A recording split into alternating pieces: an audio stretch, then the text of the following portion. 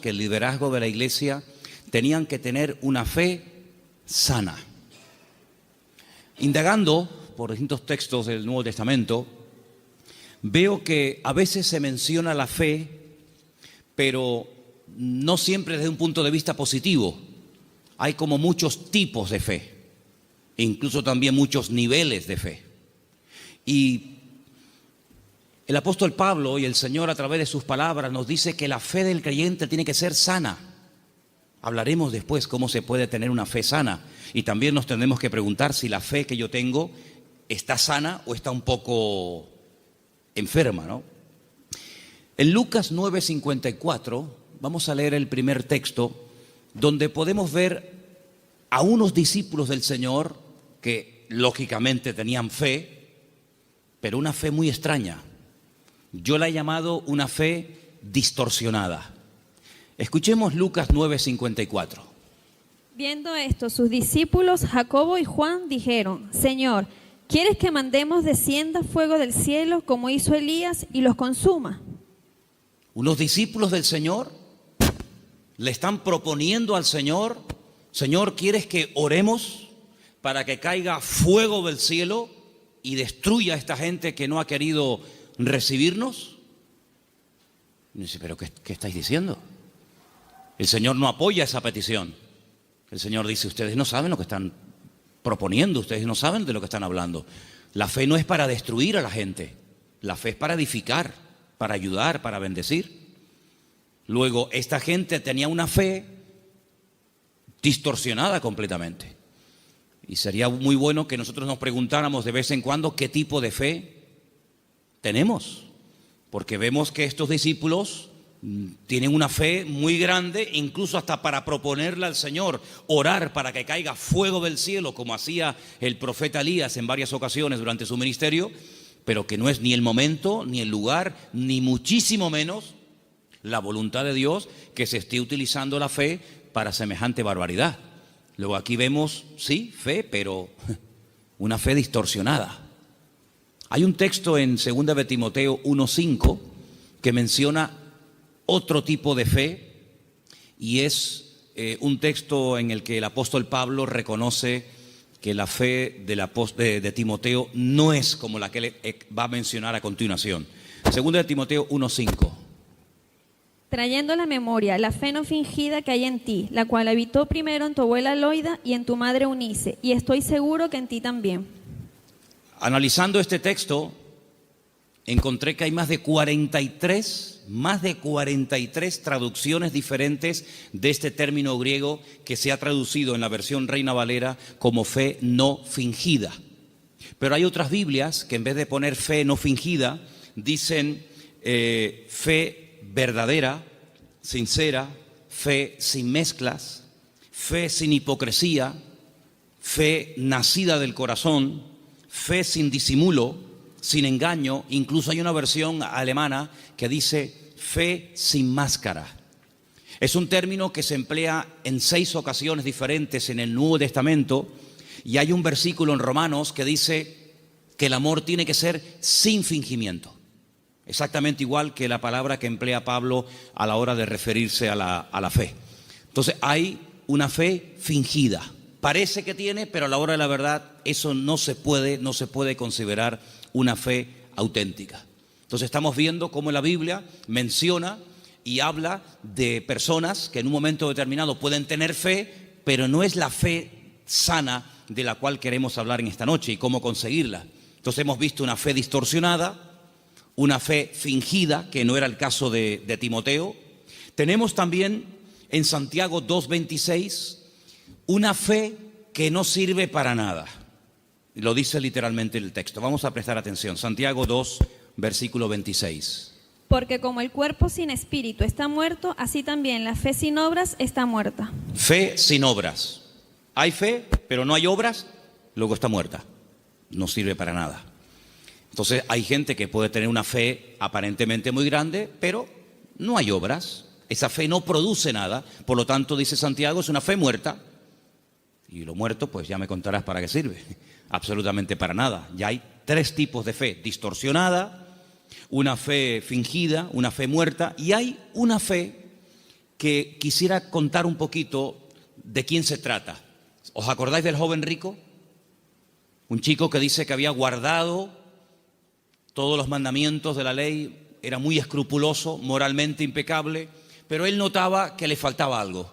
Y le pregunta al Señor, Señor, ¿qué tengo que hacer para heredar la vida eterna? Y el Señor le propone un estilo de vida diferente, le habla de que tiene que romper con ese espíritu de materialismo que lo domina, le habla de que tiene que guardar los mandamientos y él dice, yo todo esto lo he guardado. Luego vemos que muchos escribas y fariseos, incluido en el joven rico, eran personas de fe, pero era una fe religiosa, mecánica. Hay que orar, oramos. Hay que leer, leemos. Hay que ayunar, ayunamos. Hay que congregarse, me congrego. Pero el Señor no quiere que actuemos como si fuéramos máquinas, hermanos. Que no seamos como robots, que hacen las cosas, pero sin sentimiento, sin pasión, sin ganas, sin deseo. Las hacen, pero no hay vida en lo que hacen. Digamos que es una fe religiosa. Sin embargo, volvemos al texto de Tito capítulo 2, donde el apóstol Pablo dice que los creyentes tienen que tener una fe sana. Quédense con eso, una fe sana, que no está enferma, que no está distorsionada. No es una fe que llegamos incluso a tener fe en la fe, valga la redundancia. Conocen la película de la lámpara de Aladino, ¿no? Esa lamparita que la frotan, sale un genio y el objetivo del genio es cumplir los deseos de aquel que tuvo la suerte de encontrar la lámpara de Aladino. La fe no es la lámpara de Aladino. No tenemos que tener fe en nuestra fe. Dice el Señor, tened fe en Dios. ¿Cuántos dicen amén? Antes de ver las características y cómo se puede tener una fe sana, quiero llevarles a Mateo capítulo 8, donde vais a ver cómo el Señor sabe perfectamente qué nivel y qué calidad de fe tenemos. En Mateo capítulo 8, a partir del versículo 5, se relata la historia de una visita de Jesús a un pueblo llamado Cafarnaún, que significa el pueblo de Naún. Y en el versículo 5 dice que Jesús entró en Cafarnaún y vino a él un centurión, luego no es un judío, es un gentil. Y este centurión, que era una especie de capitán, viene rogándole y le dice, Señor, mi criado está postrado en cama, paralítico, gravemente atormentado. No es un hombre insensible, no es un hombre arrogante como la mayoría de los romanos de la época, es un hombre que viene pidiendo ayuda. Y viene pidiendo ayuda a un judío. Luego aquí hay un acto de humildad muy grande. Y le dijo el Señor, yo iré y le sanaré. Versículo 8. Respondiendo el centurión le dijo, Señor, no soy digno de que entre bajo mi techo. Solamente di solamente la palabra y mi criado sanará. Esto es tremendo. Porque también yo soy hombre bajo autoridad y tengo bajo mis órdenes soldados.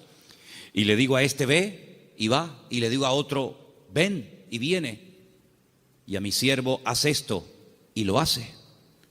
Al oírlo Jesús se maravilló y dijo a los que le seguían, de cierto os digo que ni aún en Israel he hallado tanta fe.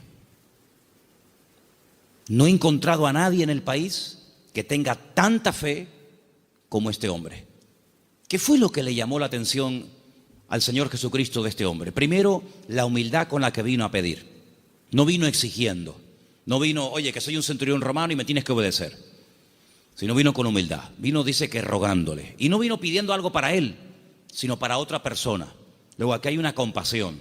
Aquí hay un amor por alguien que está sufriendo, que no es precisamente él, sino es su criado.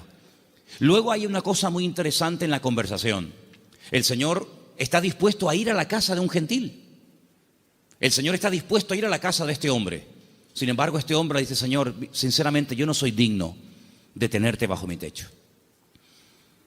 Pero podemos solucionarlo de otra manera. Di solamente la palabra, da solamente la orden de que mi criado sea y no hace falta ni que te desplaces, no hace falta ni que vengas. Fíjate que el hombre le pone un ejemplo al Señor. Le dice, mira, yo soy un hombre de autoridad. Yo le digo a un soldado que venga y viene, lo digo a otro que vaya o haga esto y lo hace. Por lo tanto, lo que este hombre está diciendo es, yo reconozco tu autoridad. Yo reconozco que cuando tú ordenas algo en el mundo espiritual, se cumple. Por lo tanto, como hago yo en lo natural, hazlo tú en lo espiritual. Da la orden y automáticamente mi criado sanará. Él unió el poder de la palabra, la autoridad de la palabra del Señor, con una fe bien puesta y bien depositada con humildad en el Señor. Y claro, automáticamente recibió la respuesta. Entonces el Señor dice que en todo Israel no había encontrado a nadie que tuviera tanta fe, una fe tan grande, tan firme, tan madura como la de este hombre. Luego, por la forma como habló, por la forma como pidió y se comportó, el Señor se dio cuenta de que este hombre no tenía una fe normal y corriente, sino era una fe, amigo, de categoría. Sin embargo, en el mismo Evangelio según San Mateo, un poquito más adelante, en el capítulo 14, ahora las cosas cambian. Porque en el capítulo 14, a partir del versículo 22, dice la palabra del Señor lo siguiente: Jesús enseguida hizo a sus discípulos entrar en la barca e ir delante de él a la otra tierra, a la otra ribera, entre tanto que él despedía a la multitud. Despedida la multitud, subió al monte a orar aparte, y cuando llegó la noche estaba allí solo. Y ya la barca estaba en medio del mar, azotada por las olas, porque el viento era contrario. Más a la cuarta vigilia de la noche, como a las 3:30 de la madrugada, Jesús vino a ellos andando sobre el mar. Los discípulos, viéndole andar sobre el mar, se turbaron diciendo: un fantasma, y dieron voces de miedo. Pero enseguida Jesús les habló diciendo: tened ánimo, yo soy, no temáis. Entonces Pedro le respondió y le dijo: Señor, si tú eres, manda que yo vaya a ti sobre las aguas.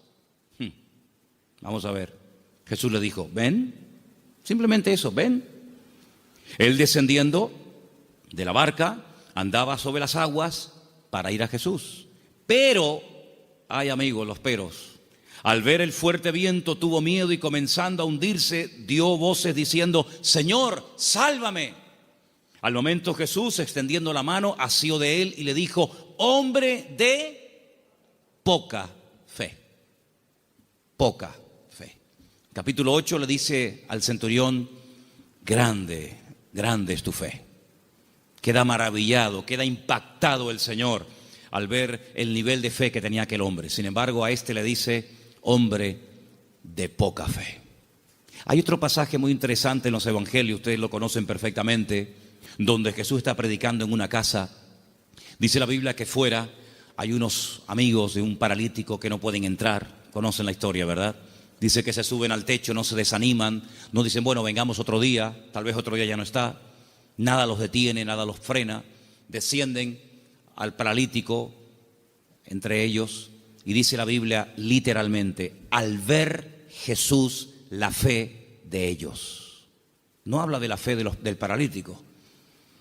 Al ver Jesús la fe de ellos, le dijo al paralítico, y todos conocemos el resto de la historia. Luego, tal vez nosotros no podemos ver la fe, ni siquiera la nuestra, pero el Señor sabe perfectamente qué nivel de fe tenemos.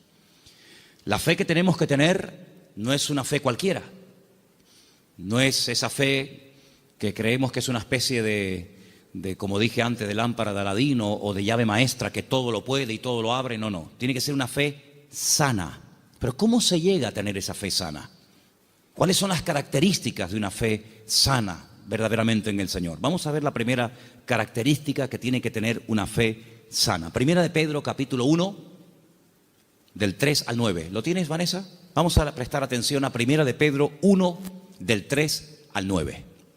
Bendito el Dios y Padre de nuestro Señor Jesucristo, que según su grande misericordia nos hizo renacer para una esperanza viva por la resurrección de Jesucristo de los muertos, para una herencia incorruptible, incontaminada e inmarcesible, reservada en los cielos para vosotros, que sois guardados por el poder de Dios mediante la fe para alcanzar la salvación que está preparada para ser manifestada en el tiempo postrero, en lo cual vosotros os alegráis, aunque ahora, por un poco de tiempo, si es necesario, tengáis que ser afligidos en diversas pruebas, para que sometida a prueba vuestra fe, mucho más preciosa que el oro, el cual, aunque perecedero, se prueba con fuego, sea hallada en alabanza, gloria y honra, cuando sea manifestado Jesucristo, a quien amáis sin haberle visto, en quien creyendo, aunque ahora no lo veáis, os alegráis con gozo inefable y glorioso, obteniendo el fin de vuestra fe, que es la salvación de vuestras almas. Amén.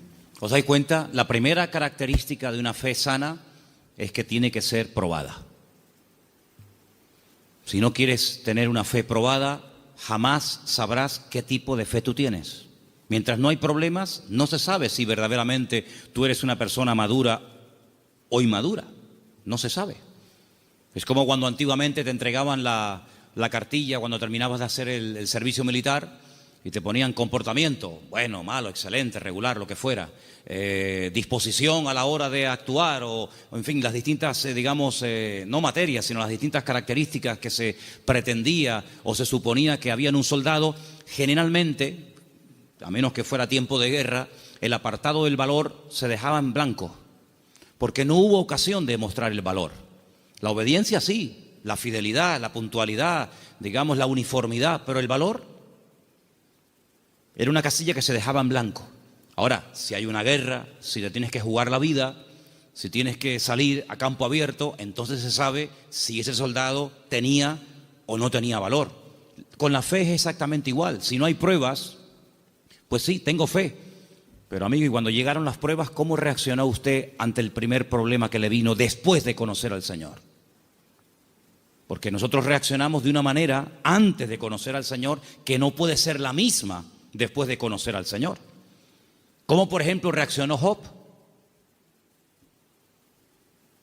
Job no era judío, Job era un gentil, pero tenía tan clara su confianza y su fe en el Señor que después de las pruebas aún estaba mejor que antes de las pruebas. Antes de las pruebas era un hombre rico, la vida le sonrió, tenía hijos, matrimonio que funcionaba perfectamente, aparentemente, tierras, criados, prestigio, casas, un patrimonio increíble y no había ningún problema. El Señor permitió, porque todo lo permite el Señor, que las cosas comenzaran a ir de diferente manera. Perdió en una semana a todos los hijos, no a uno, a todos, los varones y las hembras. Perdió todos los animales, eso era una tragedia en aquel tiempo. Las cosechas se le pudrieron, la mujer se le volvió en su contra, él cayó enfermo, las casas se le derrumbaron, los amigos, ni te cuento. Si uno dice, bueno, pero ¿dónde está Dios en todo esto? Nunca estuvo Dios más cerca de Job que cuando era probado. Cuando más cerca Dios estuvo de Job y cuanto más cerca Job estuvo del Señor fue en el tiempo de la prueba. En ningún momento se quejó. Argumentó, habló con el Señor, todo lo que tú quieras, pero en ningún momento claudicó y dijo, no merece la pena, no sirve de nada llevar una vida íntegra, llevar una vida de santidad, porque al fin y al cabo, mira, estoy pasando lo peor que los que no creen en ti, Señor. Al final, cuando termina todo aquel ciclo de pruebas tremendas, que no sabemos exactamente cuánto tiempo duró, él dice cosas tremendas. Él dice, yo de oídas te había oído, pero ahora mis ojos te ven. Ahora es cuando yo verdaderamente he conocido qué tipo de Dios, qué naturaleza es la de mi Dios. Ahora he experimentado la fidelidad de Dios. Ahora he experimentado la sanidad del Señor. Ahora he experimentado el consuelo del Señor. Y por eso, claro, él dice esa famosa leyenda, esa famosa frase, aunque Dios me mate, lo voy a seguir adorando, porque yo sé que mi Redentor está vivo. Entonces las pruebas no lo destruyeron, al contrario, lo fortalecieron de tal manera que al final él tiene que orar por los demás y nadie por él, porque solamente venían a cuestionarle, a criticarle, a poner el dedo en la llaga y bueno, a decir todo tipo de barbaridades.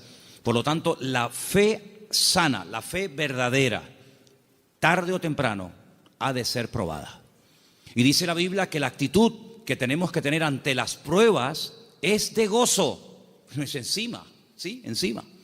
Tener por sumo gozo cuando os halléis en diversas pruebas, sabiendo que la prueba de vuestra fe produce paciencia.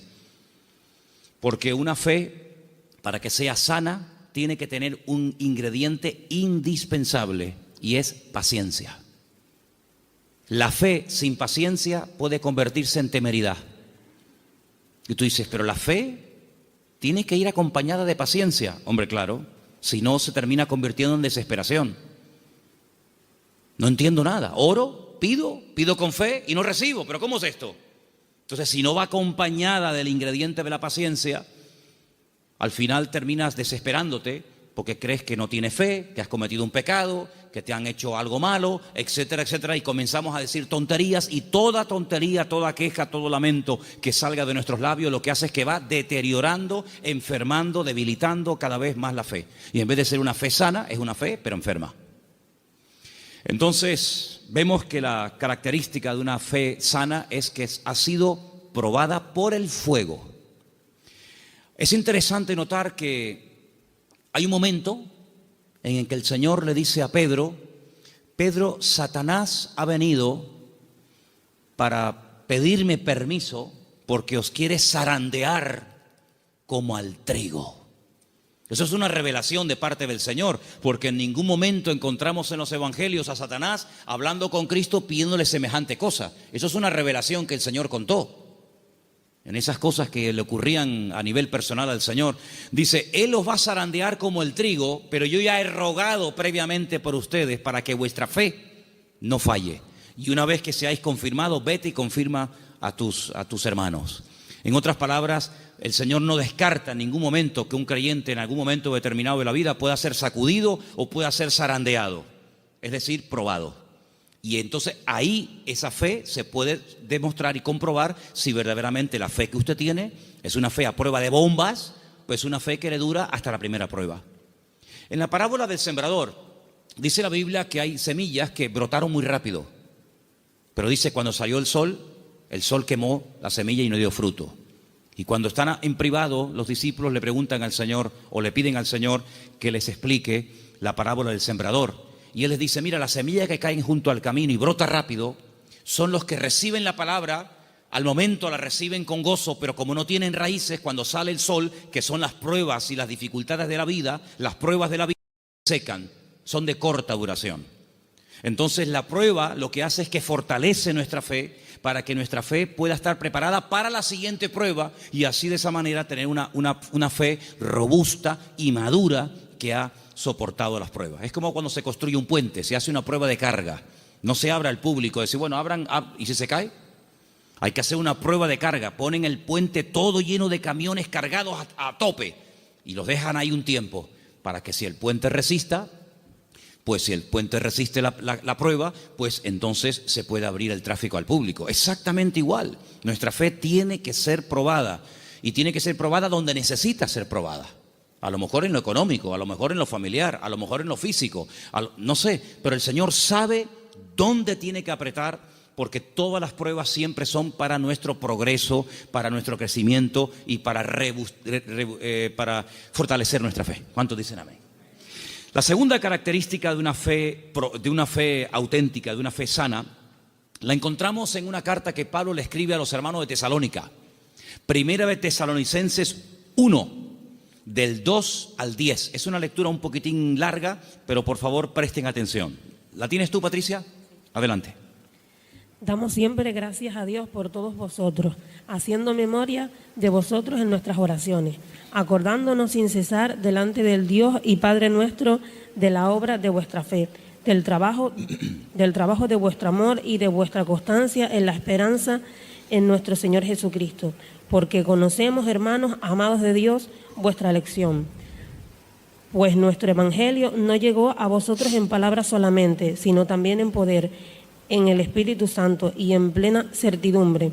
Como bien sabéis, cuáles fuimos entre vosotros por amor de vosotros, y vosotros vinisteis a ser imitadores de nosotros y del Señor, recibiendo la palabra en medio de gran tribulación con gozo del Espíritu Santo, de tal manera que habéis sido ejemplo a todos los de Macedonia y de Acaya, que han creído, porque partiendo de vosotros ha sido divulgada la palabra del Señor, no solo en Macedonia y Acaya, sino también en todo lugar vuestra fe en Dios se ha extendido, de modo que nosotros no tenemos necesidad de hablar nada, porque ellos mismos cuentan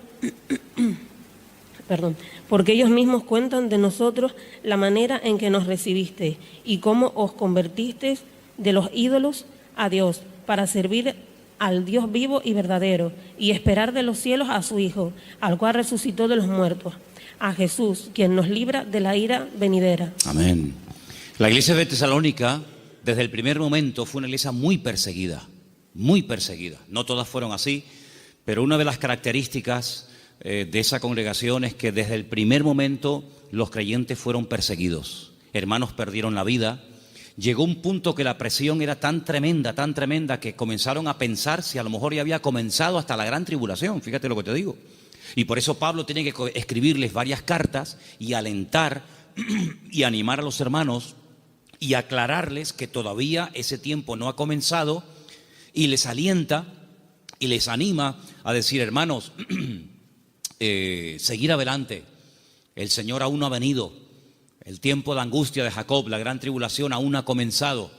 Y Pablo pone doctrina encima de la mesa para que ellos sepan que lo que está pasando no es todavía lo que está profetizado para los últimos tiempos, ¿verdad? Y una de las cosas que el apóstol Pablo reconoce de la iglesia es que la fe de la iglesia, la fe de los hermanos de la ciudad de Tesalónica, no se quedó encerrada entre cuatro paredes, sino que los creyentes no habían perdido el valor de testificar a los que no conocían al Señor. Ellos se habían convertido, como dice ahí, hemos leído, de los ídolos. Habían sido gente idólatra, politeísta, y habían dejado esa vida de desorden, de idolatría, para convertirse al Dios vivo y verdadero.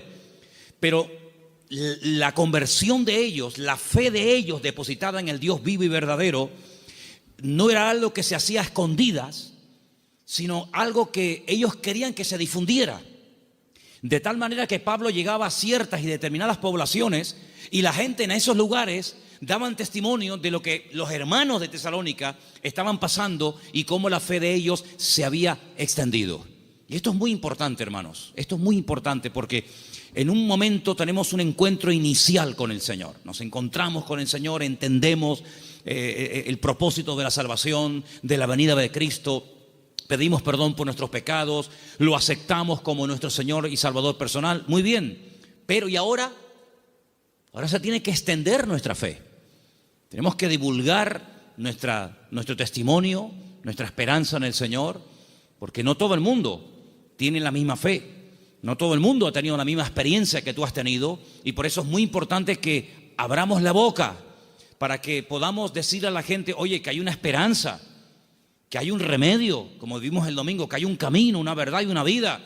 Y los tesalonicenses no dijeron: bueno, mira, vamos a quedarnos callados porque nos están maltratando, nos están matando, nos están torturando. No importa, vamos a seguir hablando, vamos a dar testimonio de la fe en nuestro Señor Jesucristo. Esa es otra característica indispensable de una fe sana, que no solamente soporta la prueba con gozo y que la utiliza como plataforma para crecer y para acercarse más al Señor, sino que además es una fe que no es muda, no es una fe invisible. Usted sabe que la tiene, pero nadie se ha enterado en la familia, nadie se ha enterado en el barrio. No, yo abro mi boca y extiendo y proclamo la fe, la obra que el Señor ha hecho en mi vida. Esa es otra característica de una fe sana. Un creyente que no testifica no es normal. No es creyente que un creyente que tiene el gozo del Señor y que ha pasado de muerte a vida, pasen los días, las semanas y se le pase la vida y no comparta su fe y su testimonio con nadie. Eso no es una fe sana, es una fe enferma. Otra característica de una fe sana, quiero leer en Santiago. Voy a leer este pasaje yo, si no les importa, en capítulo 2, a partir del versículo 14, donde Santiago habla de algo muy importante relacionado con la fe. Dice: hermanos míos, Santiago 2:14, ¿de qué aprovechará si alguno dice que tiene fe y no tiene obras? ¿Podrá la fe salvarle? Si un hermano o una hermana están desnudos y tienen necesidad del alimento de cada día, y alguno de vosotros les dice: id en paz, calentaos y saciaos, pero no les dais las cosas que son necesarias para el cuerpo, ¿de qué aprovecha? No, hermanos, déjenme que diga esto. Decimos: bueno, pero ¿no es el Señor el que suple nuestras necesidades? Sí.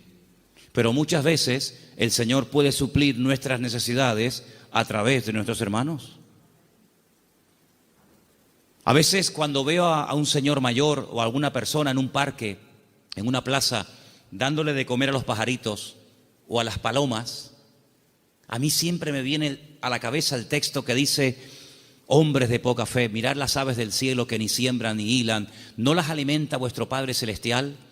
Y yo digo, fíjate, este hombre sin darse cuenta, o a lo mejor sí, no sé, está siendo un instrumento que hoy el Señor está utilizando. Él cree que le sobraban unas miguitas de pan duro y las trae al parque para entretenerse, pero él no se está dando cuenta de que ese montón de pájaros el Señor los está alimentando a través del detalle de este hombre.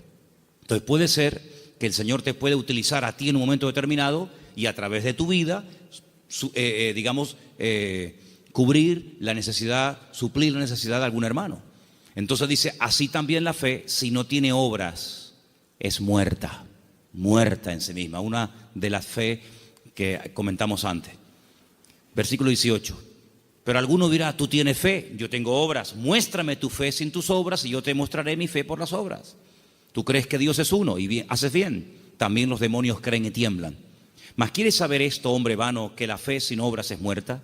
¿No fue justificado por las obras nuestro padre Abraham cuando ofreció su hijo Isaac sobre el altar? ¿No ves que la fe actuó juntamente con sus obras y que la fe se perfeccionó por las obras?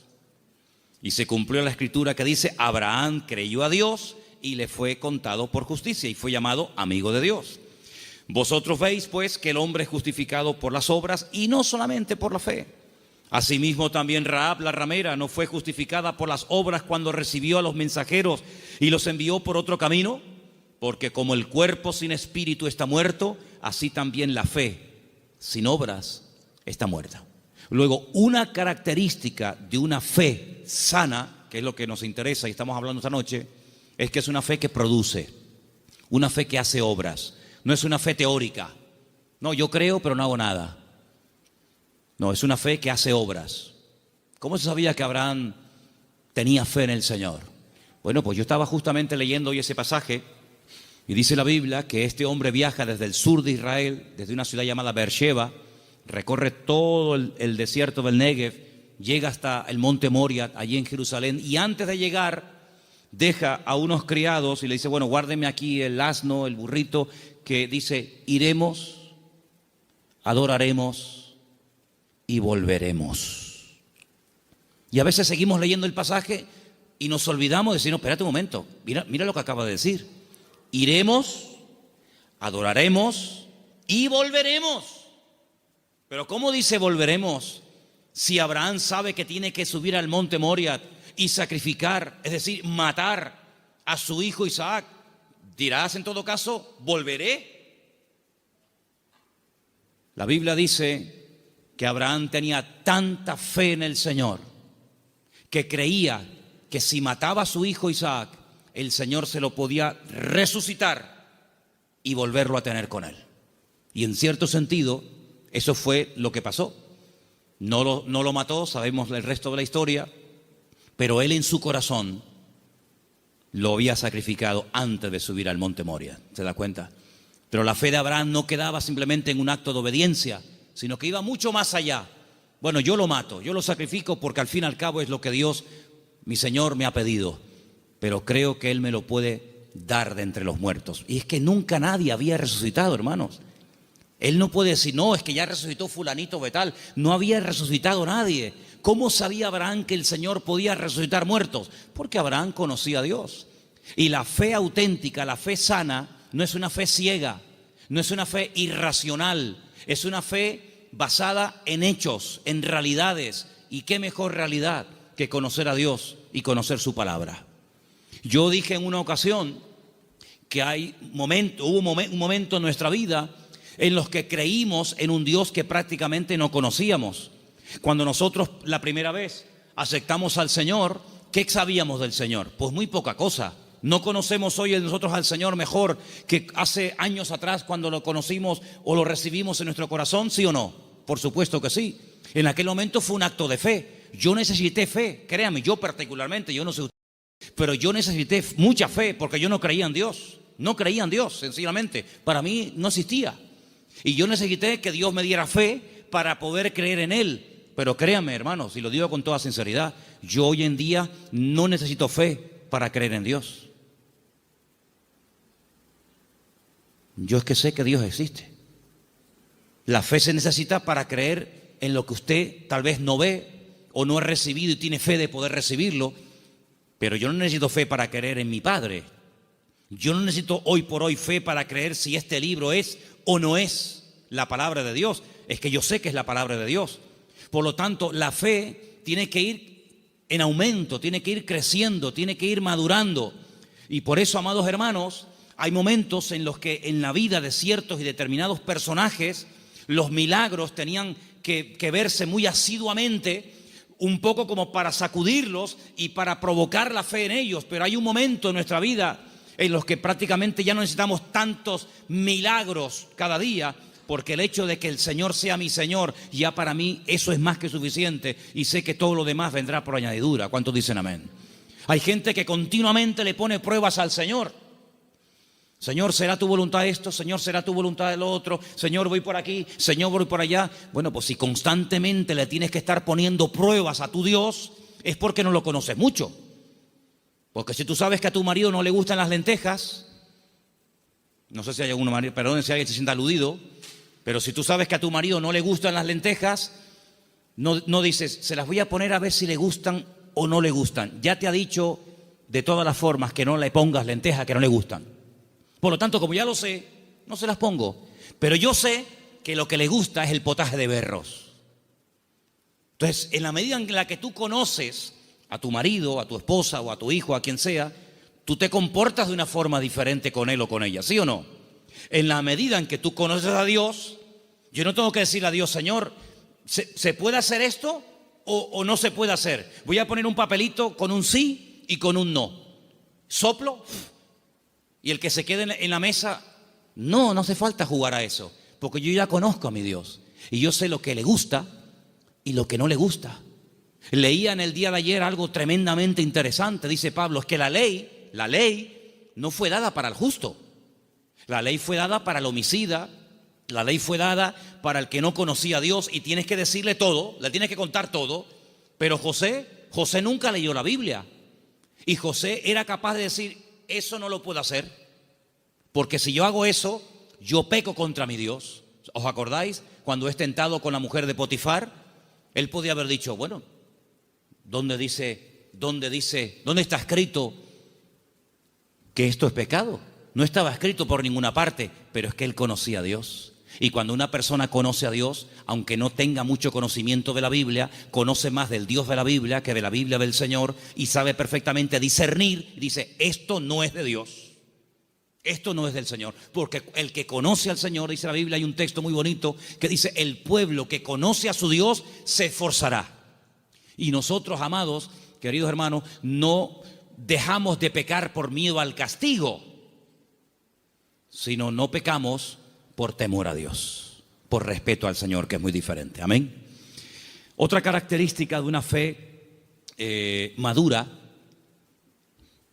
tal vez le puede sorprender esta frase, es que no tiene miedo a las aventuras.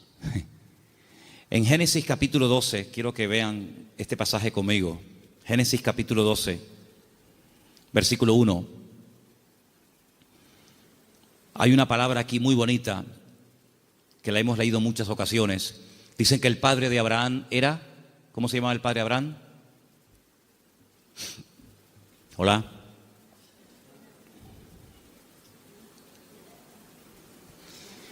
El padre de Abraham se llamaba Taré. Y cuenta la leyenda que el padre de Abraham, Taré, podía ser una persona muy importante en el ejército de Nimrod. ¿Y quién era Nimrod? Uno de los peores personajes de la historia. Terrible, terrible. El primer hombre poderoso de la tierra. Un tipo de anticristo, para que me entendáis. Un hombre idólatra, un hombre tremendo. Y hay muchas leyendas y muchas historias, no solamente en el pueblo de Israel, sino en el mundo árabe, y en otras culturas que hablan mucho de Abraham, porque Abraham es el personaje que le cae bien a todo el mundo. Le cae bien a los árabes, le cae bien a los cristianos, le cae bien a los judíos. Es un personaje que todo el mundo lo quiere. Es el padre de todos. Y hay una leyenda que dicen que un día el padre de Abraham, que era vendedor también de ídolos, se fue y dejó a Abraham al cargo de su tienda de imágenes. Y Abraham rompió todos los ídolos de su padre menos uno. Y cuando el padre viene, le pregunta al hijo: hijo, ¿pero qué has hecho? Me has roto todos los ídolos, todas las imágenes. Y le dice: no, lo que pasa es que vino una señora con un plato de comida para ofrecer una ofrenda a los ídolos, y como este ídolo, que es el más poderoso que tú tienes, no quería compartir la comida con los demás, los destruyó a todos y se comió la comida a él. Y le dice el padre: pero hijo, ¿qué cuento me estás contando? Si son ídolos de piedra, son incapaces de hacer esto. Y Abraham le dice: pues papá, si tú mismo has reconocido que son ídolos de piedra que no puedan hacer esto, ¿por qué los adoras? Es una leyenda que cuentan los árabes, ¿no? Hablando acerca de la fe de Abraham. Pues este hombre, cuando vivía en aquella tierra, versículo 1, Génesis 12:1, dice: el Señor le había dicho. Fíjate el tiempo del verbo. No está llamando el Señor ahí a Abraham. Dice: ya le había dicho.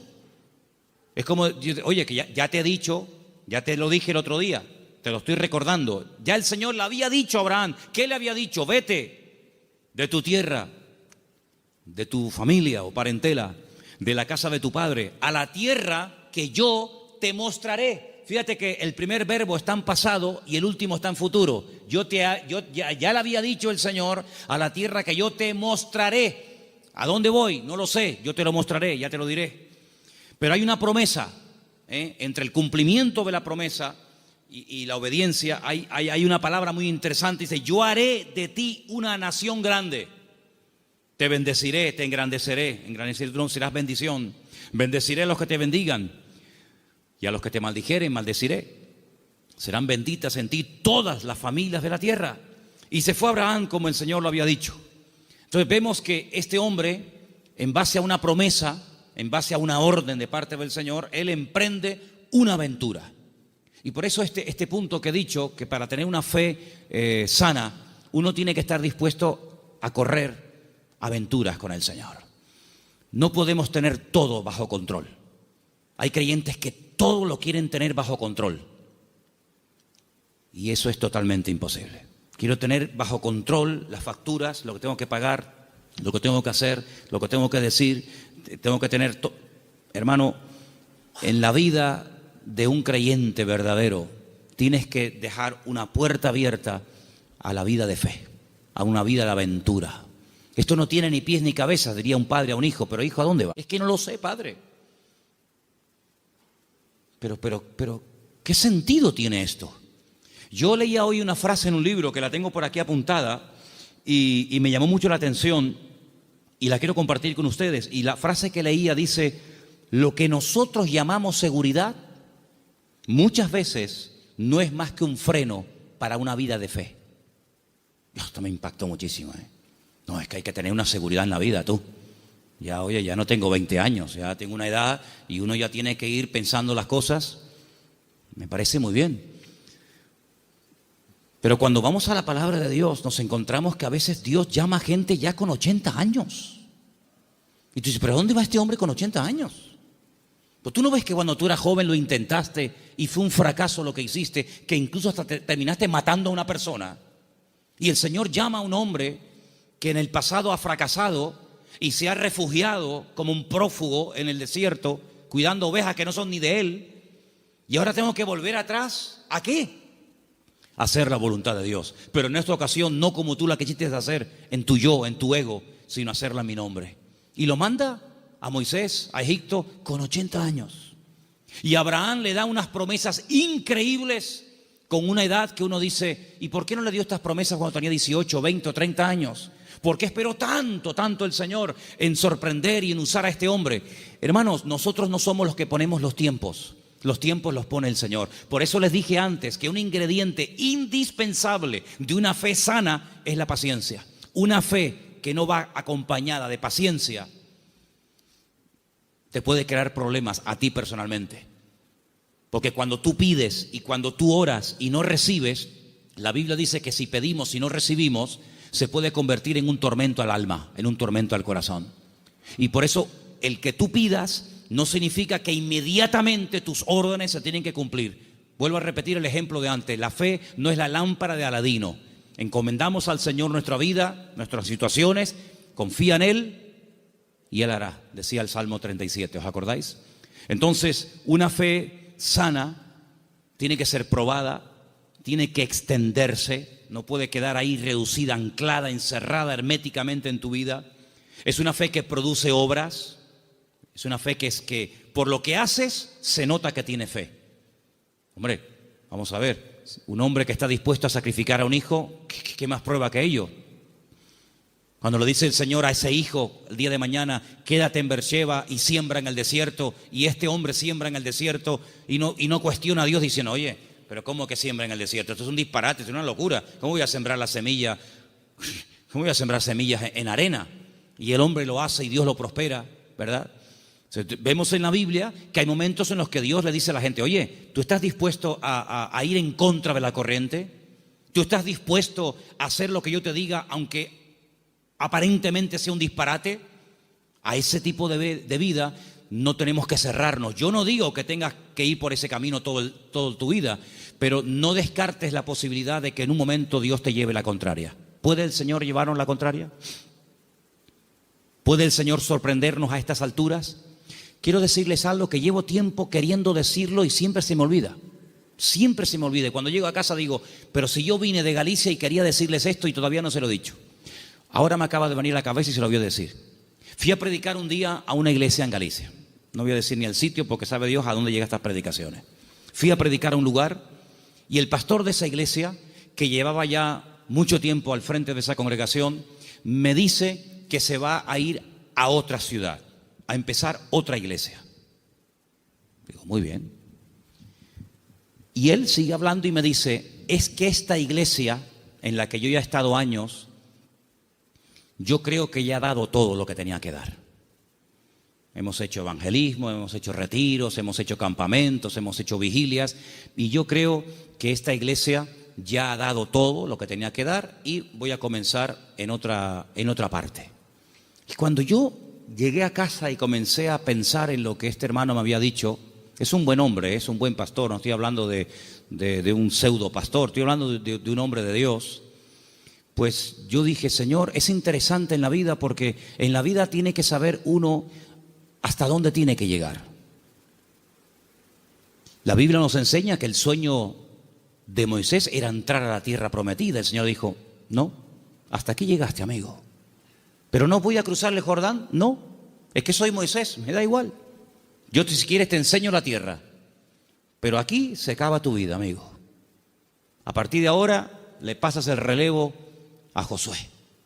Y vemos que Moisés no entró en la tierra prometida. Y tan grave fue lo que hizo, aparentemente delante del Señor fue gravísimo, para no dejarlo entrar, tú imagínate, ¿verdad?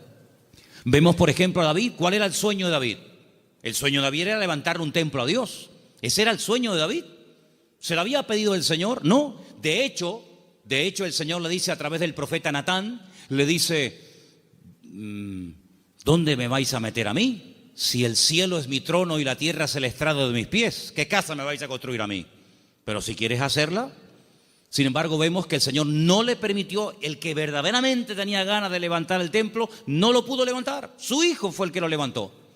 Entonces, él entendió que su vida no era, o el sueño de su vida no se iba a cumplir, sino que era su hijo el que iba a levantar el templo.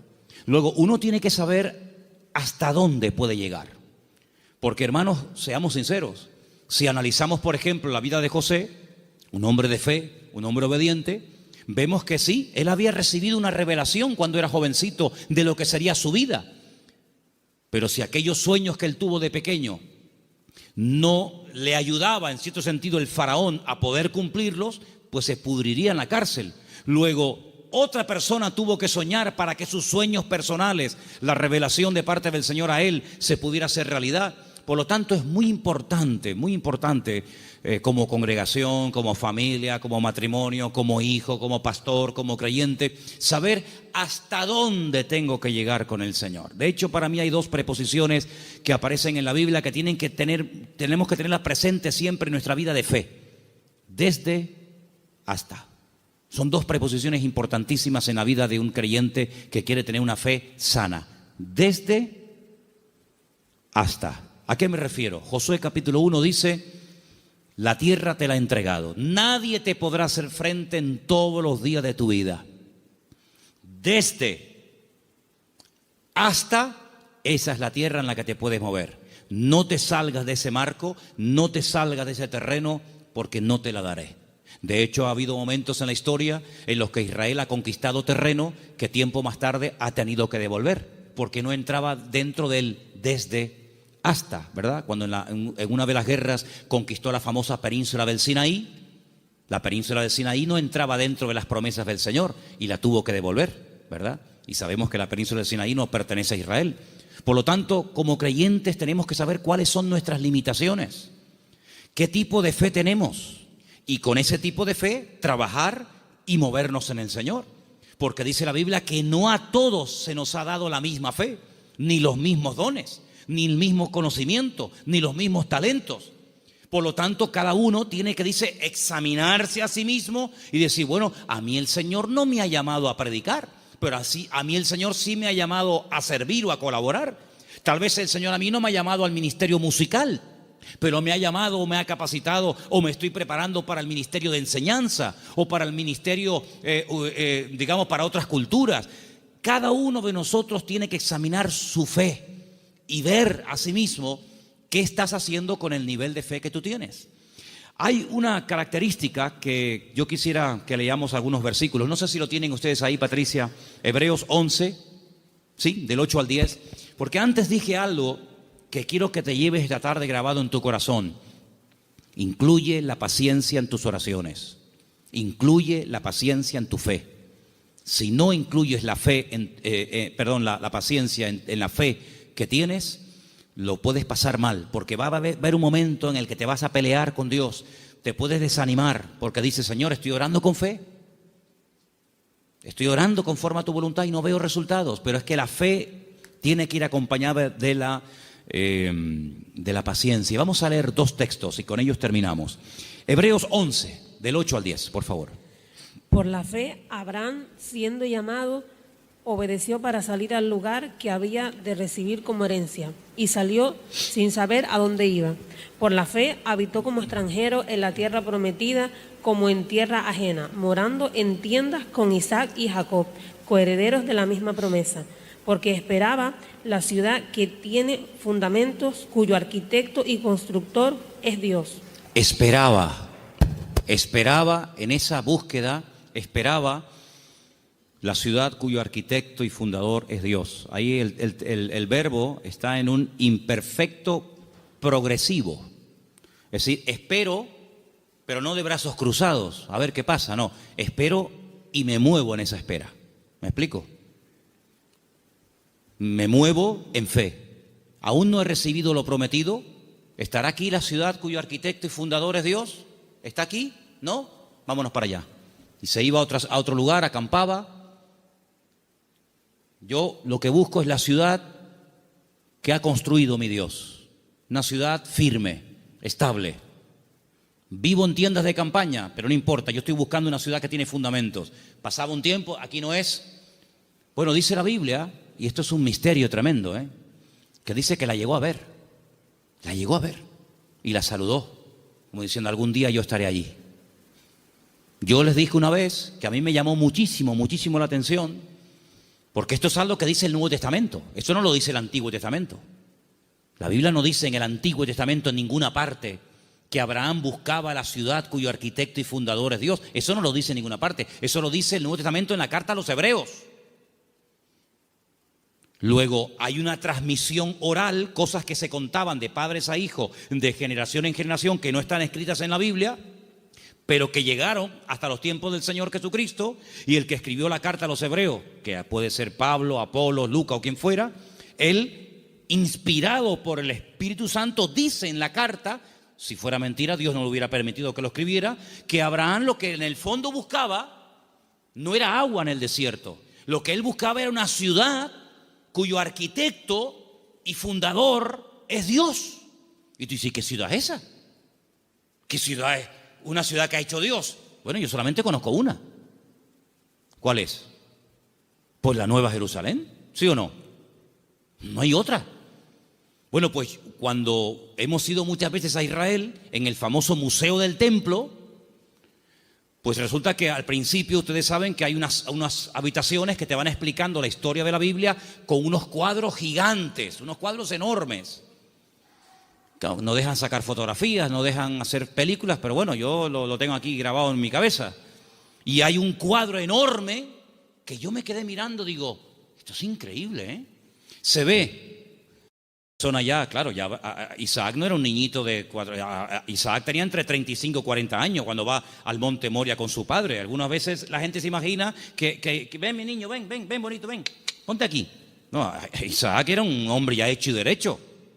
Y lo pone sobre el altar y se ve el altar de piedras con Isaac amarrado de pies y de manos. En el fondo se ve unas zarzas con un carnero allí enroscado. Se ve a Abraham con el puñal en alto, pero él está mirando al cielo y es a lo que voy, y se ve en el cielo el templo de Jerusalén, todo como si fuera de oro, se ve el templo y Abraham mirando el templo de Jerusalén. Por eso los judíos dicen que lo que Abraham vio en el monte Moriah fue el futuro templo de Jerusalén, y ese es el monte donde se construyó el templo de Jerusalén. Y yo cuando miraba aquello digo, pero si los judíos no leen el Nuevo Testamento, si los judíos tienen prohibido leer el Nuevo Testamento, ¿cómo saben ellos que Abraham allí en aquel sitio, según la versión judía, él vio el templo de Jerusalén? Y yo en el Nuevo Testamento veo que Abraham lo que vio fue la Nueva Jerusalén. Bueno, algo se tuvo que transmitir a lo largo de la historia, de boca en boca, ¿verdad? De generación en generación, que llegó hasta los tiempos de la carta de los Hebreos, donde vemos que Abraham vio algo. Y dice que la vio. Entonces, amados hermanos, el nivel de fe de Abraham era algo tan espectacular que ¿cómo va a tener el temor de sacrificar a un hijo cuando sabe que Dios se lo puede resucitar? ¿Cómo va a tener el temor de dejar la herencia de su padre y quedar totalmente desheredado a la hora de salir del hogar cuando él sabe perfectamente lo que Dios le está prometiendo? La fe no tiene lugar a la duda. La fe es certeza, la fe es convicción. Ahora, si yo tengo un buen trabajo, pongamos un ejemplo sencillo de entender. Si yo tengo un buen trabajo, gano bien, estoy contratado fijo, tengo mis pagas, ya tengo una antigüedad, etcétera, etcétera, me va bien, me encuentro a gusto, y de repente me ofrecen otro trabajo, una de dos. O el que me ofrecen tiene que ser 1000 veces mejor que el que tengo, o no tiene ningún sentido que yo deje este buen trabajo por un trabajo que en el fondo no sé si me van a pagar, si no me van a pagar, si tienen solvencia, si no tienen solvencia, si estos van serios, si estos van broma. ¿Tú sabes lo que significó dejar todo? Papá, que me voy. ¿Pero te vas a dónde? No sé. ¿Y por qué? Es que Dios me llamó. ¿Pero qué Dios te llamó? Era una aventura, era un disparate. Pero un disparate para el hombre que tiene una fe enferma. Un disparate para el hombre que se pone encima de una mesa